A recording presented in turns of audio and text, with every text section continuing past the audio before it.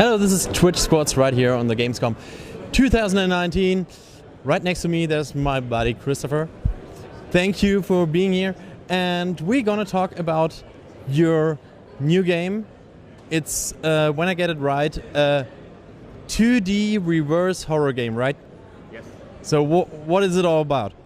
So, as you said, it's this reverse horror experience. So you are like normally when you're playing a horror game, you are the one scared. So here we are reversing the roles, and the NPCs are scared of you because you assume the role of this amorphous being of unknown origin that was captured by the scientists, experimented on, and now you're breaking out of the facility, fucking their shit up, and generally doing monster things, which is hopefully fun.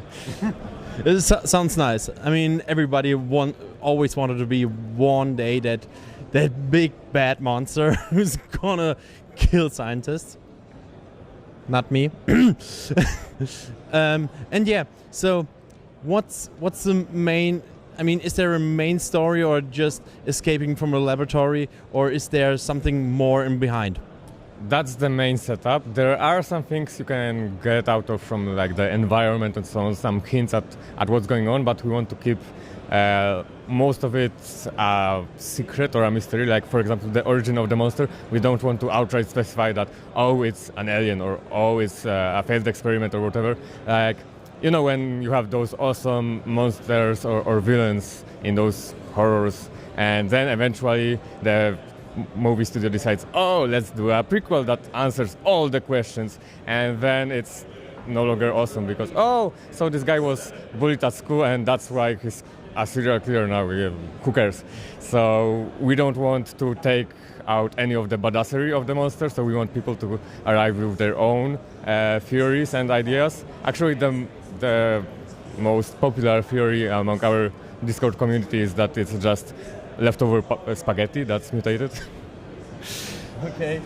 So I would say that a lot of people would say, okay, it's a reverse horror game, nice enough, it's 2D, maybe I'm a little bit retro fan, but what do you think is the special part? What is that, I'm probably gonna say soul of that game, when you would say, okay, that's the reason why you're gonna love this game?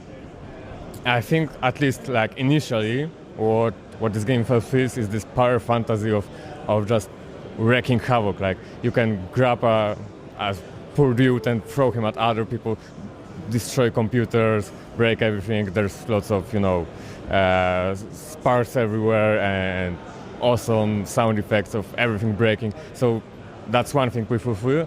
And I think what is also awesome about the game is that it's deeper than what it initially seems, because it's actually a Metroidvania, and we have some pretty interesting systems with how the monster evolves. And it's not only that when you grow, when you eat someone, you grow larger, because that's one part to it, but we also have what we call a mass-based class system. So depending on your current size, you have different abilities which you've previously unlocked. So later on, as the game gets more complex, the puzzles get more complex, you actually have to start actively managing your size, because it's not always best to be as big as possible. You have to sometimes purposefully downgrade your size to be able to use the lower level, the lower class skills. And this rotation is pretty interesting and not something of that popular in games, I think, especially with the skills being very different in purpose. I mean, you always have offensive and defensive skills for each class, but they are very different in both the puzzle solving and in their combat purposes, because they can all be used for combat as well. So when I get it right, so we got a quite competitive game with lovers of destroying things, right? And people just want to let out their own rage about something, maybe about scientists, I don't know.